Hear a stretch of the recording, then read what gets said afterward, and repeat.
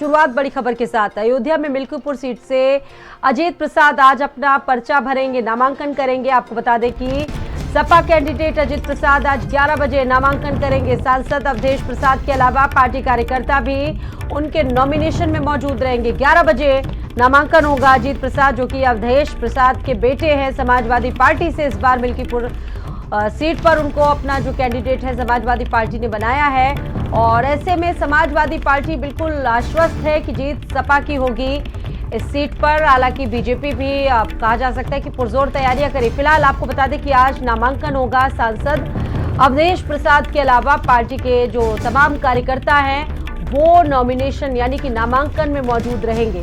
11 बजे नामांकन होगा अजीत प्रसाद का।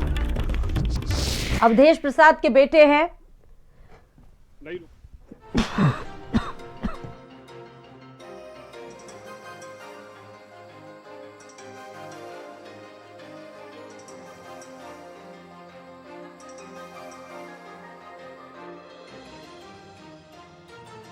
तो सांसद अवधेश प्रसाद के अलावा पार्टी के कई कार्यकर्ता जो हैं वो इस नामांकन में मौजूद रहेंगे। मिल्कीपुर बड़ी हाई प्रोफाइल सीट बनी हुई है। देखिए, तमाम दलों के लिए प्रतिष्ठा का सवाल है, या यूं कहिए कि नाक का सवाल है। समाजवादी पार्टी ने यहां से अजीत प्रसाद जो कि अवधेश प्रसाद के बेटे हैं, वहां से सांसद हैं, उनके बेटे को टिकट दिया है।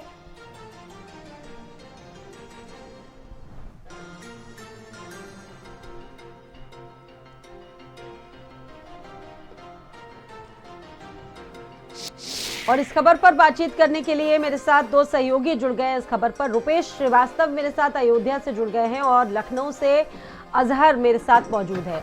रुपेश, आज 11 बजे नॉमिनेशन होगा और ये जो मिल्कीपुर की सीट है, चाहे सपा के लिए देख लीजिए या फिर बीजेपी के लिए देख लीजिए, नाक का सवाल बन गया है, प्रतिष्ठा का सवाल बन गया है। आज 11 बजे नामांकन करने के लिए जाएंगे अजीत प्रसाद। कौन कौन मौजूद होगा उस वक्त? देखिए, जिस तरह बात की जाए मिल्कीपुर की सीट बहुत ही हार्ड सीट है, बहुत आपने बिल्कुल सही कहा। क्योंकि जो है जिस तरह से बात की जाए तो लोकसभा चुनाव के हारने के बाद जो है बीजेपी जो है बिल्कुल कोई कसर को छोड़ नहीं रही है। और जिस तरह बात किया जाए तो 6 मंत्रियों को और खुद मुख्यमंत्री जो है इसमें लगे हुए हैं। अगर बात किया जाए तो जिस तरह से प्रत्याशी को चुनने में बहुत मतलब समझने में इतना देर लगा उनको, उसके बाद कल जो है एक नए चेहरे को जो है चुनाव मैदान में उतारा है, चंद्रभान रावत को। तो जिस तरह बात किया जाए तो अब जो है पासी टू पासी की लड़ाई दिखी जा रही है।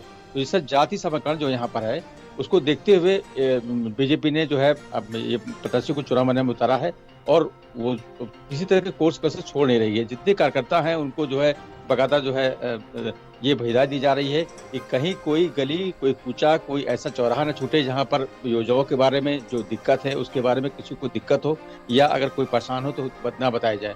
तो पूरी तरह से अगर बात की जाए तो बीजेपी ने बैठकें शुरू कर दी हैं अपनी, और बकायदा जब ये प्रत्याशी का चुनाव का ऐलान हुआ तो बकायदा पार्टी कार्यालय में बकायदा बैठक हुई है। बैठक में ये निर्णय लिया गया है कि किसी तरह से ये मिल्कीपुर की सीट को जीतना है।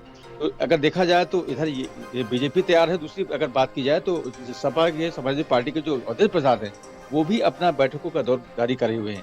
अगर बात किया जाए तो उनके बेटे जो अजीत प्रसाद हैं जगह जगह जाकर जनसंपर्क कर रहे हैं, लोगों से बात कर रहे हैं और चुनाव जीतने की पूरी तैयारी में है। तो अगर बात किया जाए तो आज उनका नामांकन है। आज लगभग 12 बजे वो अपने लाव लश्कर के साथ घर से निकलेंगे, अपने आवास से निकलेंगे। उसके बाद जो है पहुंचेंगे कलेक्ट्रेट सभागार में, वहाँ जो है एक सेट में नामांकन करेंगे। इससे पहले भी उन्होंने जो है 2 सेट नामांकन किया था। अपने भाई के नाम पे, अमित के नाम पे लिया था टिकट और एक अपने नाम पे लिया था। अब जो है फिर एक सेट में नामांकन करने जा रहे हैं वो। तो उनके साथ जो यहाँ के आपके जिला अध्यक्ष हैं पारस यादव रहेंगे और जो है खुद जो है अवधेश प्रसाद जी रहेंगे। उनके साथ पूरे पार्टी कार्यकर्ता रहेंगे, पूरे लाहौर के साथ वहाँ पहुंचेंगे और नामांकन करेंगे। देखा जा रहा है ये सीट जो है बहुत ही नाक की लड़ाई इसमें है और बीजेपी और सपा की लड़ाई इसमें है। और दूसरी तरह से अगर बात की जाए तो बीजेपी कोई कोर कसर छोड़ना नहीं चाहती, क्योंकि जिस तरह से मिल्कीपुर सीट को उसने हॉट सीट मान रखा है। क्योंकि ये सीट जो अगर बीजेपी हार जाती है जो 27 का चुनाव है उसमें उनको धोखा हो सकता है। इसलिए हर तरह से जब भी यहाँ पर योगी आदित्यनाथ आते हैं अयोध्या तो मिल्कीपुर का ये जो पीडीए का नैरेटिव है, पिछड़ा दलित अल्पसंख्यक की नैरेटिव इस चुनाव में कितना काम करने जा रहा है, इस पर भी लोगों की नजरें रहेंगी। और अजहर खान मेरे साथ लखनऊ से मौजूद है।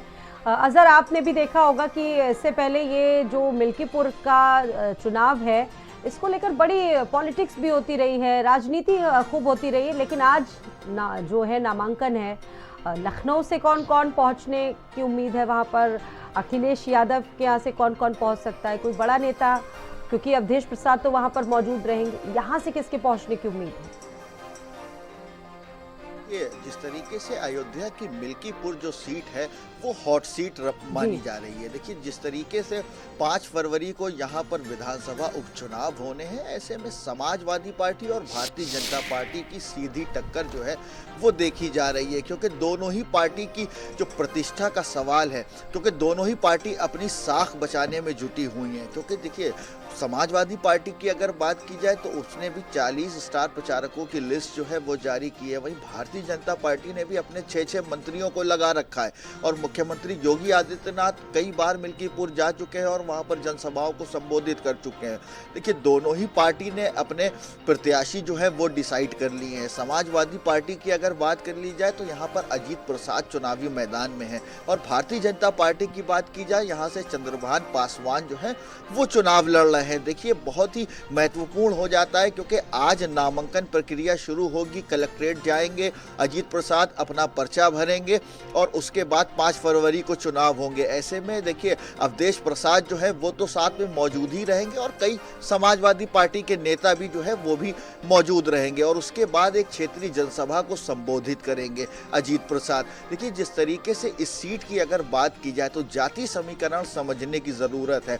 इस सीट पर एससी और ओबीसी जो वोट बैंक है वो अपनी निर्णायक भूमिका निभाएगा, जिसको देखते हुए दोनों ही पार्टी ने जाति समीकरण साधते हुए जो एससी प्रत्याशी है उसको उतारने का काम किया है। चाहे वो अजीत प्रसाद की बात की जाए, चाहे वो चंद्रभान पासवान की बात की जाए, तो कहीं ना कहीं भारतीय जनता पार्टी और समाजवादी पार्टी दोनों के लिए ही सीट पे जीतना प्रतिष्ठा का सवाल बना हुआ है। क्योंकि 2024 का चुनाव हमने देखा किस तरीके से अवधेश प्रसाद को जीत हासिल हुई, क्योंकि देखिए राम मंदिर का मुद्दा जो है वो हॉट मुद्दा था उस वक्त और राम मंदिर बनकर तैयार हुआ था, लेकिन वो मुद्दा काम नहीं किया और अवधेश प्रसाद को बड़ी जीत मिली और भारतीय जनता पार्टी के जो कार्यकर्ता और जो प्रत्याशी थे उनको हार का सामना करना पड़ा। अब कहीं ना कहीं जो ये मिल्कीपुर का लेकिन उपचुनाव पिछली बार से ज्यादा है, इस बार ज्यादा सक्रिय है बीजेपी। आपने देखा होगा कि मुख्यमंत्री योगी आदित्यनाथ खुद वहां की रणनीति बना रहे हैं और इसको लेकर आगे बढ़ते नजर आ रहे हैं। फिलहाल